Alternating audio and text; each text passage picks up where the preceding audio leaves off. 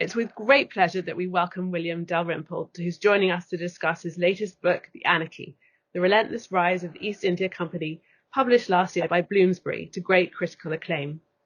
William's a historian, an art historian, a travel writer, and also the co-director of the Jaipur Literary Festival, which I believe holds satellite events at the British Library each September, so just around the corner from our campus at Birkbeck. I believe that you called the taking over of Mughal India one of the most audacious and most ruthless corporate takeovers in history. The word loot was unknown outside the plains of North India, Hindustani word, lutna, to plunder, until it suddenly found purchase in the English language in the late 18th century. And if you want to understand how this happened, you could do a lot worse than to go to the gorgeous Elizabethan pile of Powys Castle, sitting on a knob of rock on the Anglo-Welsh borders, now in Shropshire, but at various times of history in Wales. And from the outside, it's a perfect image of Britishness with lovely box hedges and crenellations. But in one wing in particular, there is an astonishing gallery full of Mughal loot. It contains, in fact, more Mughal loot than any collection in India, Pakistan, Afghanistan, or Bangladesh. If you go there, some of the loot has dispersed in the 20th century. It's no longer the elephant army, which was once there. But you can still see Tipu Sultan's campaign tent seized after the plunder of Srirangapatnam. You can still see the palanquin of Siraj Dowlah left abandoned on the battlefield, Plassey, the battle that's normally said to have begun the British conquest of India. There are ivory chess pieces, gorgeous Mughal gems, tiger head finials from Tipu's throne, and so on. And if you want to understand what all this Mughal loot is doing in the middle of the Anglo-Welsh countryside, there's an image as you walk into the gallery, a very famous image, captioned Shah Alam gift the Diwani to Lord Clive. It sounds like a Christmas present, or in India, maybe a Diwali present. Of course, it was neither of those things. The Diwani, which is a word that means nothing to anyone in Britain or in India today, was what I suppose we would call, in modern parlance, an act of involuntary privatization. Just like in sort of the Thatcherite idea that you could take over public services with private corporations, and 4GS can run prisons. So the East India Company, a private company answerable only to its shareholders, having defeated Shah Alam, the Mughal emperor, and two of his leading governors, Shuja Dowlah and Mir Qasim, in battle at the Battle of Buxar in 1764, extracted as their price for keeping these men on the throne, or keeping Shuja and Shah Alam on the throne, certainly, the right to govern the finances of the richest portion of the Mughal Empire, which meant Bengal, Bihar, and Orissa. And none of these areas are particularly regarded as especially rich today, but in the 18th century, they were probably the most heavily industrialized, certainly the area of Asia most richly tied to manufactured textiles. There were 1 million looms in Bengal, which led to Bengal being the richest province of the Mughal Empire, and was the reason that the East India Company was there, and indeed the French Compagnie des Indes, before them the Dutch East India Company, the Portuguese, and many Asian trading organizations also working up and down the Hooghly, importing and exporting textiles and the other goods of India. It wasn't just textiles. There were many things that India made and exported at this period, but textiles in particular were a world beater. The 1 million looms making cotton in Bengal were only part of the picture, although there was enough cotton being exported by the East India Company out of Bengal at this period to lead to deindustrialization in Mexico. So much Indian cotton was being moved around the world. And there was also silks, there were kalamkaris from the Andhra coast, and a whole rich panel piece. And in a single stroke of a pen by Shah Alam in his tent in Allahabad fort in the aftermath of the Battle of Buxar, Shah Alam basically signed away the right to draw income on these three richest provinces and handed it over not to the British government, but to a private company run by shareholders out of a single office block. At this point, in 1765, the East India Company was operating out of a very small street frontage in Leadenhall Street, just 5 windows wide, probably a fraction, I don't know the street frontage of Birkbeck, but a fraction of whatever is looking on to the streets of London from there. And this small 5-windowed building, 100 years into the history of the East India Company, only employed 35 permanent staff. It was a model of corporate economy, and yet this leanly run, mean libertarian capitalist organization pulled off an astonishing trick, borrowing money from sympathetic bankers in India, particularly the Mawari bankers, the Jagat sets, and various other Hindu banking dynasties in Bengal, in Allahabad, in Patna. They paid top dollar to recruit Indian armies. And by importing fighting techniques originally pioneered by Frederick the Great on the fields of Prussia into India, in a very short period of time, they pulled off an astonishing trick of defeating first the Nawab of Bengal, then the Nawab of Awadh, and expanding right up from Bengal into the heartland of what's now UP, then the Kingdom of Awadh. Then they took on Tipu, then they took on the Marathas. And by 1803, this private company had the largest modern army in Asia. And that army was twice the size of the British Army. The British Army in 1799 had, just before it rearmed to take on Napoleon, had 100,000 troops. The East India Company Army at the same time, 1799, had 200,000 brown Indian sepoys who it paid as mercenaries to fight its wars.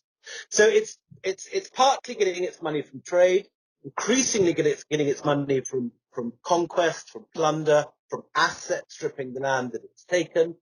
It's also borrowing money at very enviable rates from its banker friends in the Indian banking community. And it's using this to fund an Indian army to conquer other Indians. And in a sense, looking at it in retrospect, it's astonishing they got away with it. It was a ridiculously sly trick to play, but it worked. And it worked at a particular period in Indian history when the Mughal Empire had shattered into a million fragments.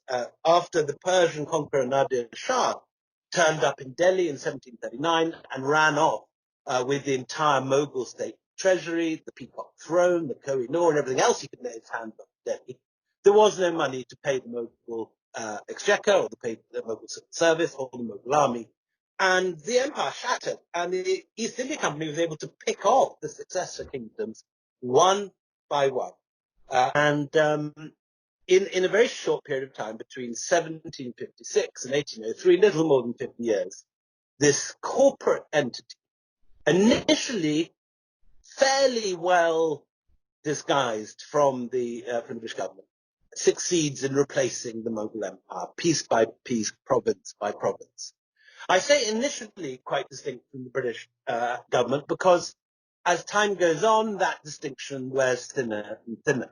Thanks to asset stripping Bengal so ruthlessly as they did in the 1770s, after the Battle of Buxar, they are ill prepared to meet the challenge of the Bengal famine, which breaks out in 1770. And they continued to take taxes from from Bengal at pre-famine rates. They don't. Not only do they not provide soup kitchens or any famine relief measures, which have been the famines, of course, were a regular feature in Indian history, but the normal response of a ruler was to start some enormous building project like the wonderful Ashakanas in Lucknow, which were built in a famine to feed people, and normally soup kitchens and to provide food for people. Now, these becoming not only failed to provide any work or any food, it also continued taxing at pre-famine rates, and anyone that didn't pay their taxes got hung. So, in addition to 1 million Bengali corpses lying rotting in the streets of Murshidabad and Calcutta, and lying in the Ganges with vultures ripping out entrails and dogs picking at bones and horrors like that. You also had the additional horror of East India Company sepoys who had monopolized the rice that there was, marching through the countryside, erecting gallows and hanging anyone who paid their taxes. And when the East India Company shareholders at their annual general meeting discovered that despite the famine, that the company had still managed to pull in the correct amount of tax, almost miraculously, because, of course, they used force, violence, and the gallows in order to gather that money. When it was discovered by the shareholders that a full taxation had been made in 1771, the shareholders voted to themselves and increased dividend 10% to 12.5%. So the company, I think, exposes very ruthlessly this very benign attitude that the British tend to have towards their empire. It's a different story, although obviously closely related to the story of the Victorian Raj, which was more racist, had less interracial marriage, for example, and less interracial contact, but arguably had more civic sense. You know, they did build railway stations and railway lines and courthouses and what have you that one sees littered around towns from Lucknow through to Delhi and Calcutta and Lahore. But the East India Company made no pretension about being on some civilizing mission or performing anything other than providing a profit for its shareholders. That's why it existed, that was the only raise of debt, and that's what it did with great efficiency. Stripping, asset stripping, looting, plundering India, and shipping back to Britain great quantities of money from the subject territories. And this, of course, is the period when Britain begins to move from being a basically fairly peripheral presence on the European, off the European mainland, to moving towards, by the mid-19th century, the richest economic power in the world. And the two main sources prior to the Industrial Revolution of income coming from outside the country were, on one hand, the Caribbean slave trade, and on the other hand, the earnings of the East India Company. And these slightly vary according to where you are in Britain. If you were in Bristol, for example, there'll be a lot more slave money coming in from the Caribbean. If you were in Scotland, the chances are that the great public buildings and fancy National Trust houses that one goes around in the summer holiday there were in the mid to late 18th century built by money sent from India. And large country house after large country house are erected at this time with the profits of what was stripped and plundered and looted from India.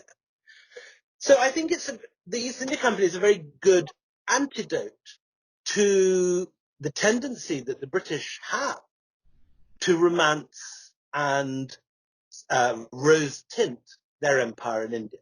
The British, I think, are very happy to think that the German Empire was an evil, wicked, terrible thing. The Reich, Third Reich, obviously, even more so. The Belgians were terrible colonialists, but somehow many Brits still believe our Raj was different. It was all smiling elephants and handsome Maharajas and croquet on the lawn at Simla, and one long big merchant ivory film filled with lovely crinoline wearing ladies with parasols, and we have this very benign image, which is really how the only way we receive our Indian history in this country. It's what the Americans call masterpiece theater, the merchant ivory rose tint version of empire, and because it's not taught on our curriculum.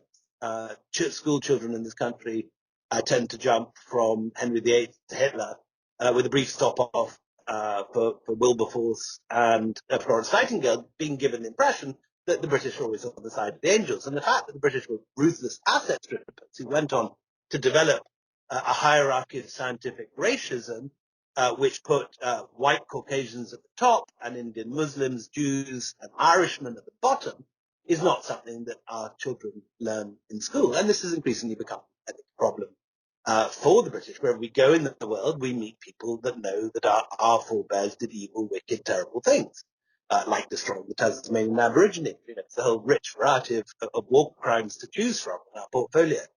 And the British just don't know about this stuff, and they think it's sort of, you know, chippy colonials or something making this noise. And I think the company is the clearest and simplest way of opening the eyes of the British, because it never pretended to do anything other than make a profit. That was all it was there. It was a company, it was a corporation, it existed for its shareholders, it made a profit. Now, it is true that after it went bust, after the Bengal famine had to be bailed out by first the Bank of England, then by Parliament, because unlike Lehman Brothers, it genuinely was too big to fail. It was providing a third British tax and half British customs. So at this point, Parliament steps in, the East India Company is bailed out, and from that point, you get increasing government control. So where up to 1770, you have absolutely unbridled libertarian capitalism ruling the British effort in India. From the 1780s on, it begins to get a more muddy picture, you get more and more government control, until Richard Wellesley turns up in 1798. And Wellesley is basically a government man who's determined to use the East India Company for government purposes. And he, to the horror of the directors, orders the East India Company basically to go and wipe out every French-led force in India. And uses the company for government ends. He's a government cuckoo in the company nest. So it becomes a little bit more complicated. But the point I'd just like to end on is this idea that for the greater period of British involvement in India, from the period of Queen Elizabeth, when she grants the charter, the charter is presented in 1599, it's awarded in 1600, in other words, the same year that Shakespeare is writing Hamlet, through to 1858, the year after the Great Uprising, when the East India Company is finally wound up by Parliament and the Raj begins. That is 250 years. While the Raj, which we hear so much about, Kipling, Curzon, all that merchant ivory stuff, all those clubs and similar lawns, all that stuff, is only 90 years. 1858 to 1947. You know, really a flash in the eye of history. And my argument would be that we're looking in the wrong place, that the Raj is the sort of tail end, the epilogue to the real story, which is the East India Company. And the East India Company existed only to loot India and set the profits back to it. So there you go. Thank you very, very much. That's just really wonderful. Questions? Have we got some questions? Who would like to go first? Chris, did you have a question? Right.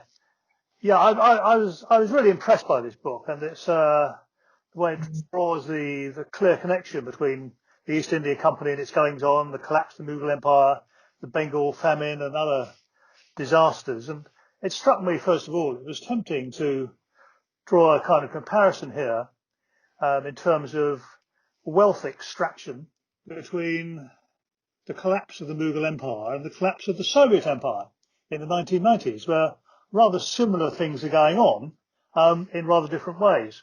But beyond that, the other thing that occurred to me very strongly was the degree to which how much of what happened, despite adoption of Frederick the Great's military tactics and so on, was down to just sort of dumb luck on the part of the British.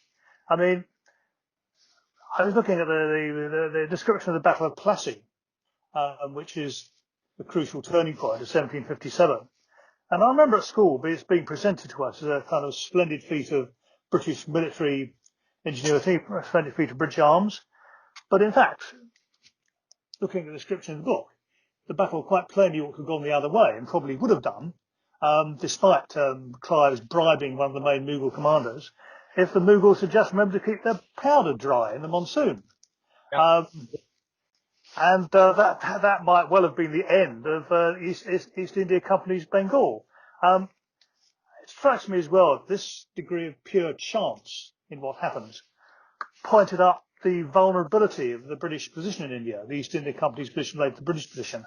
And I was wondering how far the British themselves were aware of this vulnerability and to what extent it explains the turn towards overt racialism, which occurs with the advent of Cornwallis in the 1780s, I think it was.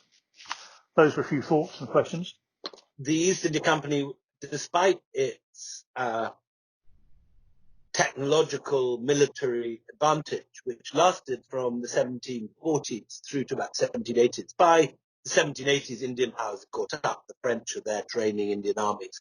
And what the East India Company is doing is not rocket science. It's not like there's some spectacular new technology that can't be mastered by Indians. It is very simple stuff. And this thing of file firing and infantry tactics and horse cavalry and ballistics, all this stuff could be and was very quickly learnt by Indian armies. And so for that brief period when there's a military edge, still the British are outgunned in many ways. And as you say, but for a slightly different shake of the dice, Plassey was could easily have been lost. Clive was making preparations for a midnight retreat back to Bengal. He was surrounded in that number. And it was only his luck that he had bought tarpaulins and Suraj Dowlah hadn't, and that his powder was dry and that Suraj Dowlah's powder was wet, that led him to winning the battle. Was that the reason for the growth of racism? The growth of racism is a different story, and I've dealt with that in a different book, the successor to this, really, in chronologically, called White Mughals. And I think several factors obviously at work in that sudden move from, I think one's got to remember that for all that the East India Company was asset stripping, looting and plundering, it was surprisingly colourblind. A third of East India Company men were married to Indian women. There was a vast Anglo-Indian population from those unions. And there was a great deal of business relationships and sexual relationships and social relationships of the sort that didn't exist during the High Road, during the sort of Curzon Kipling period. You do get intermixture and intermarriage socially, sexually, business-wise, artistically, and in many other fields of life at this period, in a way you don't in the later period. And I think you get that beginning to end during the period of Cornwallis, when the British have established a clear edge. It's arrogance that's the first thing that ends that period of racial intermixture and begins this narrative of racial superiority. I mean, in our own time, after the fall of the Berlin Wall, there was that period when the Americans behaved with that swagger on the world stage. We've seen it in our own lifetime, how success can go to an empire's head. There's also the added thing of changing moral and religious values. The 1780s was a period of the rise of the evangelicals, and you move from a period where people like William Jones, believes in all gods of none, and is thrilled by the Mahabharat, and Warren Hastings tries to live his life by the maxims of the Bhagavad Gita. That is ending by the end of the 1780s. And by the 1790s and early 1800s, you're beginning to get talk of racial superiority. And that is fully fledged and mixed with a kind of very noxious evangelical rhetoric about poor benighted heathens and the evils of Hinduism, which is growing in missionary circles and elsewhere from the 1830s and 1840s. So there is a history to the racism of the British in India, just like there's a history of art or history of hemlines or passion. And there's a very specific set of reasons why that racism gets worse throughout the early 19th century. And you see it expressed statistically, really, in the marriage statistics. In the wills of the East India Company men are all in the British Library. You can actually chart the number of marriages as a percentage. And about 1 in 3, 30% of wills are leaving everything to an Indian woman between 1760 and 1780. It goes down a bit, 1780 to 1800. It's down to about 1 in 5 by 1800 to 1820. And by the 1820s to 1840s wills, it's 1 in 6. And by 1850, it's almost invisible. There are virtually no openly recorded interracial marriages in the 1850s. They're very, very rare. The sex that's taking place is taking place behind the scenes, off the record, beyond the notary's eye. And so you could actually draw quite an accurate map, statistically, of the amount of interracial contact. And it's not a pretty picture. It shows that, liberalism and color blindness are not irreversible. That we're not living in some sort of endless progression towards anti-racism. That it can reverse, and that just as racism can get better, it can get worse. And as we've seen in our own time, we have a movement to the right going on politically as we speak. Bolsonaro just got his corona positive today. Modi, Trump, and everybody, leading the charge to the right. And this happens throughout history. So the story of the British becoming more racist in India is an interesting and very specific, I think, one with its own history, and one I tried to tell in my book. Thank you. Thank you very much. We have a question in the chat bar from Shelley. How would you like to see history of India taught in schools? Well, I'd like the whole empire to be taught in schools. I mean, for better or worse, and generally worse, the British Empire was the most important thing this country's ever done. It changed the face of the world, and obviously left behind it a whole series of major problems, from Palestine through Cyprus, through Northern Ireland, and so on and so forth. The world was littered with post-imperial British problems, and it formed the world we live in. It's very, very much the immediate history of the modern world, and yet, bizarrely, children in this country don't learn it. You have to go to an excellent institution like Birkbeck or somewhere and study postgraduate history to really get a handle on it. There are a few places that teach this stuff. And it's a peculiarly sort of British thing that, you're embarrassed about something, so you don't mention it. And this is what happened.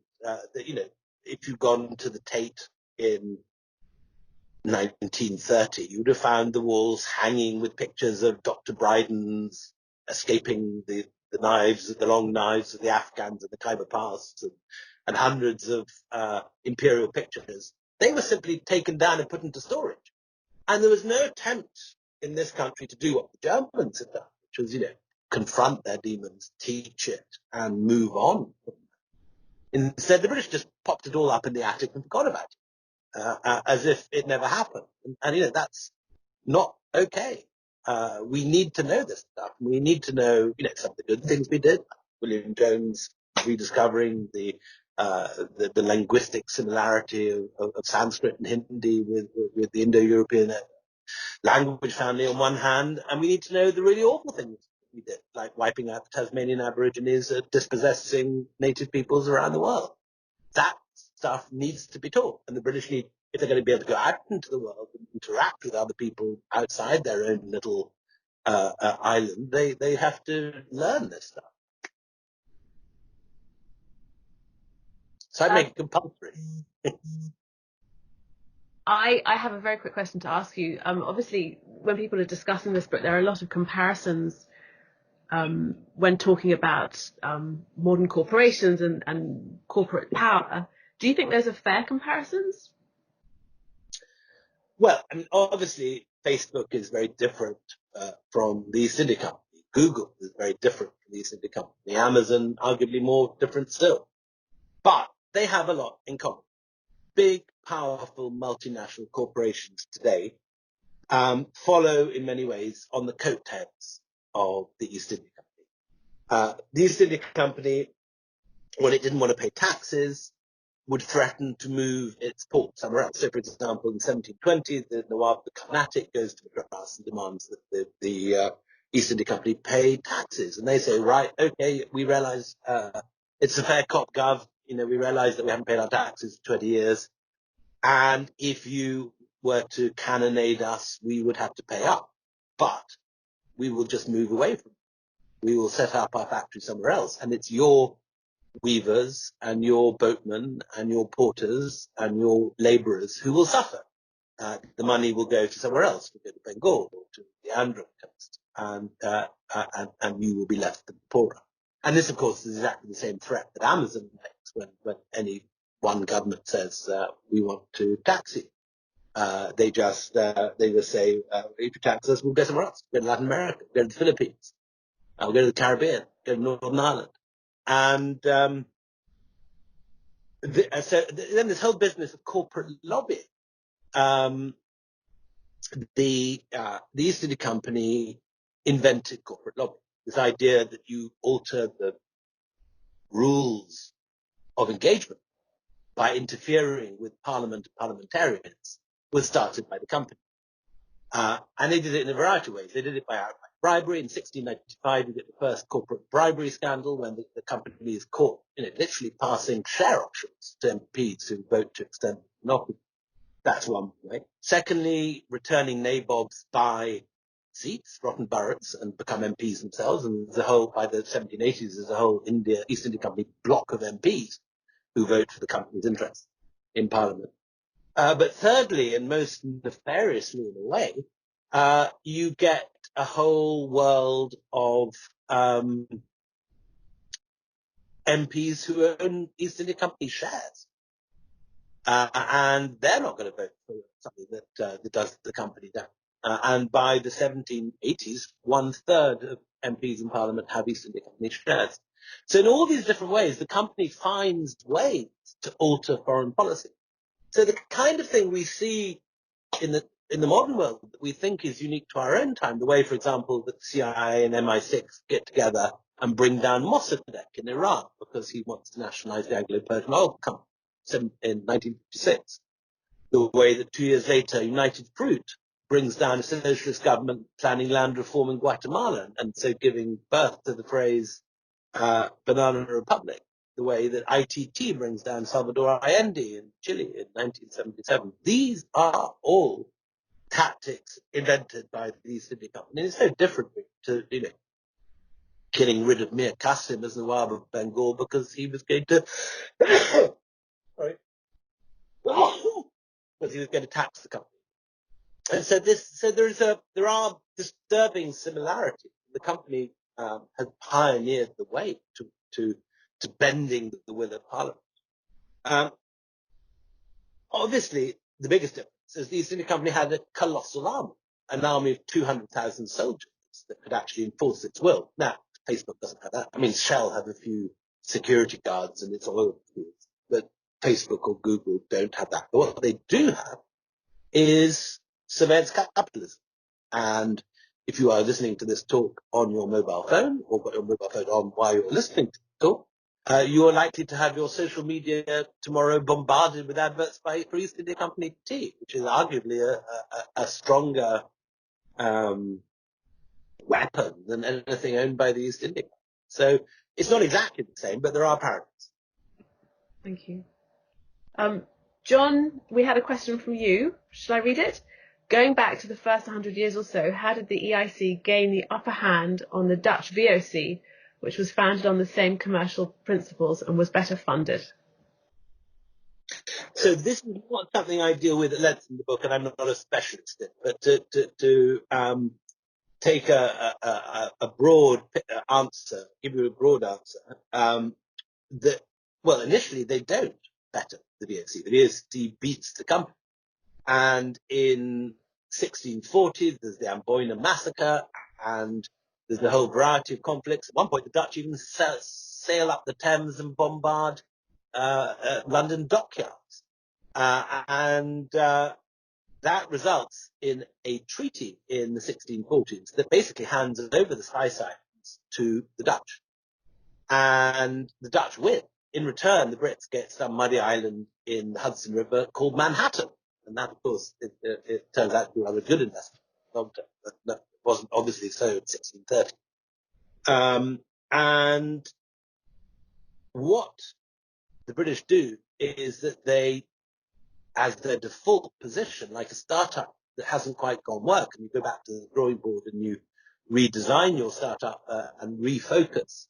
So they leave the spice trade and they decide to focus on textiles, and textiles come from India. And that's the moment when the company of the London merchants trading with the East Indies becomes the East India Company and trades with primarily with India, makes its money. Really being effectively an exporter of Indian textiles around the world. They ship it to they ship East India Company tea to Boston. From China to Boston. That's how East India Company tea ends up in Boston Harbor on the Boston Tea Party. So they lose to the Dutch, and in the default position of trading with India, they actually make their money. And the spice trade, which the Dutch get to control, disappears from view. And, no one's making money in the early 20th century importing cardamom. The British instead make a fortune by focusing on textiles, which turns out to be the next big thing. So it's an accident, like so much in this company, but it leads to the British picking by default the right future money spinner and getting out of the declining spice trade. Thank you. Nick, did you want to ask your question?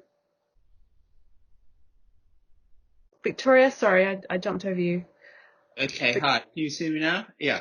Could I ask why you think the other directors and shareholders of the EIC were not more effective in controlling the looting of India by Robert Clive? So, in general, the company is remarkably ineffective. The directors are remarkably ineffective in London in controlling what's going on the ground for the very simple reason it's a long way away. It takes 6 to 9 months to get to India. The company really can't control what its servants on the ground are doing. And if you look at the archives, you see this endless stream of letters from London saying, all we want is a quiet trade, just carry on making a profit. We don't need any more conquest. But what you've got to realize is the difference of interest between the men on the ground and the men at home. The company makes money by trade. Individuals in India, particularly the soldiers, make money through loot. So if there's a little war and you take a town by siege or by conquest, you get to loot it. So when Tipu Sultan is conquered in 1799, all those soldiers become rich. The officers incredibly rich, the generals unbelievably rich, and the common soldiers fairly rich, just by looting, raping, and pillaging all the goodies in Tipu's capital. Now, none of that goes to the directors. So you have a diversion of a diverging interest. The directors want peaceful trade, and the guys on the ground profit through violent war. And out of that diverse set of interests, you get a state of continual confusion with the directors saying peace, peace, peace, and instead what you get is a whole series of conquests leading ultimately to the conquest and pillage of the whole of India, piece by piece. And you do get big battles going on. Lots of angry letters are written by company directors saying, why the hell have you ignored what we said and gone and conquered Maharashtra? But of course, by then it's too late. Maharashtra or Tipu or the Punjab is conquered. And you then, by the 18 30s get famous telegrams like, it was a punch joke rather than the reality, but Napier sending home the telegram, "Peccavi, I have sinned," and just announcing it as a fait accompli to company directors who only get to hear about it later after it's happened. So there is a big divergence. Then you also get, vis-a-vis Clive, there's a whole book written on the machinations that have taken place between the chairman of the directors, Lawrence Sullivan, and Clive, and they're bitter enemies. And there's a whole faction of the company that hates Clive and is continually opposing all he does and regarding him as a monster. Yeah. But in the end, Clive is a very good villain in this book, in that he is extremely effective. He's a brilliant strategist. He breaks all the rules. He's suicidal enough to risk sort of take ridiculous risks that no one thinks he's actually going to take. And he's also very good at corporate infighting. He's very good at boardroom politics, and he's good at speaking in Parliament. So when he's hauled before Parliament, he makes one of the great parliamentary speeches in his own defence and says, "You're treating me like a common poacher. Let me tell you, my lords, when I was in the Treasury in Rashidabad, bankers waited on my every whim. I am astonished at my own moderation." And of course, big parliamenters here, whatever, all those odd noises they make in Prime Minister's Question Time made that. And he gets away with it. Yeah. He's my favourite character in the book in all sorts of ways. Although he's evil, ruthless bastard. Yeah. He's a fantastically good Lord Voldemort for the story. He wins time and time again, like all good villains, till finally he does himself in with a blunt paper knife, cuts his own jugular, which again is a fantastic ending for a good villain. But when Clive is looting India, it strikes me there was also a sense in which he is looting from the shareholders of the EIC, and one might expect them to be more on the case in trying to ensure that the loot goes to the people involved in funding the business. They seem to have been, I take your point about distance and therefore the difficulty of controlling it, but nonetheless, I think it appears to me surprising that the shareholders didn't do more to control Clive's activities and to ensure that money goes to the shareholders. Lawrence Sullivan had very much the same view, and as I say, there's an entire book or two written about this battle between Sullivan and Clive. But Clive wins, managed to oust Sullivan, I think there's a very strong case for what you're saying. But Clive, Clive is above all a realist. He knows how to buy men and what men will do to stop it. And he's very good at realizing that, he might take more than his fair share from the kitty. But, just by conquering great chunks of India, he's going to make the shareholders rich and ultimately they're going to back it. Right. Victoria, did you want to read your question? Yes, yeah, thanks, Sasha. So, William, I just wondered what impact this tale of loot and plunder had on Powys, beyond the castle as a repository for all of this plunder and spoils. Well, it's a classic tale of a sort of Jane Austen-y situation. Clive is from we now get into the British class system, as inevitably happens when we discuss British history for long enough. Clive is from a fairly ordinary village background, and he's not at all. And of course, the first thing that happens after he's made fortune is that his daughter marries a Dov. And you get that classic thing of new money marrying old buildings. And so it's the other way around. So Robert Clive's son, Edward Clive, marries the family of Powys and gets Powys Castle. They buy it. I mean, they do effectively buy it, but they do it by marriage rather than by outright purchase. And so you get this. Clive's son Robert is incredibly thick, and somehow Dad gets him a job as governor of Madras, and Lord Wellesley said, how on earth did this man get here? He has neither capacity nor ability, and then there's a long list of all his complaints about Edward Clive. And Edward Clive's wife is so bored by her husband's company that she risks everything going off around southern India for a holiday in the immediate aftermath of the battle against Tipu. And it's her who rather than her father, who hoovers up all the Tipu stuff you see in Paris.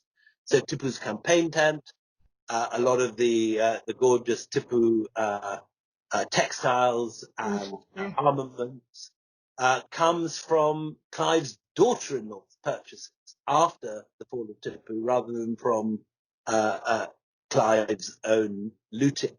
So it's a complex collection of powers. It isn't just Clive.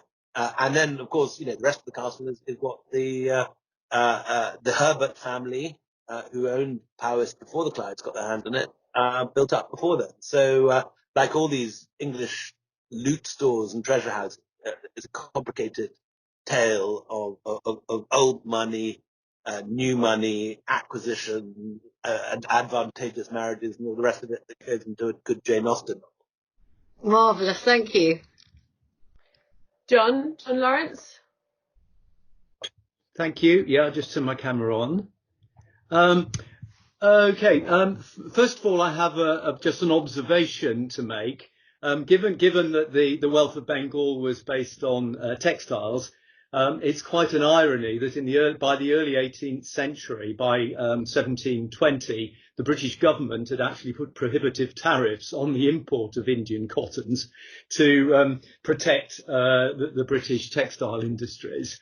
That's just merely an observation, but an irony.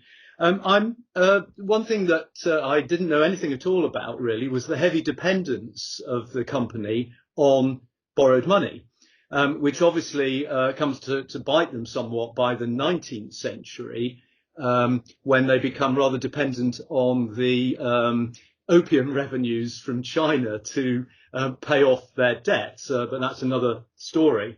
Another story, a good story. Where they become the largest narco operation in history. Well, absolutely. Through their private traders and so on. But I was particularly interested in the role of the Jagat Seths, partly because I rather like the name, but to me they seem to exercise, obviously before the Diwani, very considerable power over both the Mughal emperors and the Europeans. So my question really was, how dependent was the company on the Jagat Seths as the major finance house in Bengal before 1765? Because it didn't seem to be a one-way street, really. The Jagat Seths had monopoly of the mint, and so therefore could demand exchange rates from the company that suited the Indian bankers. And also they were charging at that stage fairly stinging rates of interest of up to about 12%, which the company were not very chuffed about. So really, I'd like to know how important the bankers were, to what extent you think they were willing collaborators in British imperialism at this stage, and also what happened to their finance house after the two leading heads of the house were assassinated by Mir Kazim in 1763, because they vanished from the story at that stage. Sorry, that's a bit of a mouthful, really. It's a very good question, and there's a fantastic book to be written on the Jagat Seths. The last major work was a three-piece article in a magazine called Bengal Past and Present, published in about 1920. By a historian called J.H. Little. And it's such a great story. He researched all this stuff. Everything in my book about Jagat Seths is taken from him. He was an incredibly, before his time historian. He writes like a modern economic historian at the height of the empire, when, Kipling is still drubbing on about play and play the game and this sort of thing. J.H. Little is busy undermining by studying the Jagat Seths. And they are an incredible story. And you're right, it isn't a clear picture. The Jagat Seths initially both lend to the company and see it as a potential threat. But finally, when they realize that Siraj Dowlah in 1756 is an existential threat to them and that he's going to circumcise them and maybe torture them, it is to the company that they look to for rescue. And Plassey, and this is the crucial point, which is never in Indian texts. I mean, a lot of this book is aimed in the sense of Brits and trying to teach the Brits all the rubbish that they did in India. But I had great fun putting in the Jagat set stuff, which is all the stuff that isn't in Indian texts. You'll never see in an Indian text the fact that Plassey was organized by an Indian banking house. Clive and Mir Jafar, the main general on the other side, were both in the pay of the Jagat sets on that occasion. So you have this extraordinary battle, the battle which starts the British empire in India, is paid for by Indian banking. And that fact, indisputable and 100% clear and multiply evidenced by surviving documents on all sides, is something that was written out of history by British textbooks, like to show Plassey as a great triumph of British valour. It's entered out of Indian nationalist textbooks that conveniently miss out about that Clive was working for Indians at the time. And it's a fabulous bit of economic history, which shows proves the idea of banking conspiracies running the main act in history. And the Jagat sets do win that round. They also win the next round. They appoint Mir Jafar, then they get rid of Mir Jafar and appoint Mir Qasim. And then finally Mir Qasim does for them. When the British factory is captured in Putnam on the outbreak of war between the company and Mir Qasim, he finds that the Jagat sets are conspiring to have him removed. And so he just hauls them into prison, loads them with chains and shoots them. And from that point, the bank never recovers. I think it survived. I mean, there's still the Jagat Set Palace owned by the Jagat Sets in Murshidabad today. The family's still there. But their great days as the Rothschilds of India are over at the end of Mir Qasim's role. And there are other bankers which step into the breach instantly. Mangal Das, the names are in the book. There are two or three, and it basically moves from Murshidabad bankers to Allahabad bankers and Patna bankers. But they're all Marwaris. They're all from the same business community, originating ultimately in Rajasthan, who moved to Bengal in the 18th century and who to this day control an amazing chunk of the Indian economy. Thank you very much. Very interesting. It's a great story. It's a great story. There is a book on the Marwaris, but there's no book on the Jagat sets. Mm-hmm. I think we're going to have to wind up pretty soon, but there are two more questions that have appeared in the chat, and then I think we should wind up. But Claire and Sugrat, if you want to ask your questions very quickly. I wanted to ask William if India or any of its states have asked for the return of any of the loot. Yes, I mean there's a great groundswell of increasing indignation in imperial history. And when I first went to India in the 80s, there was still, quite a lot of people who, even if they'd been put in prison by the British, they tended to have British nannies and had sort of, at least mixed feelings about the British.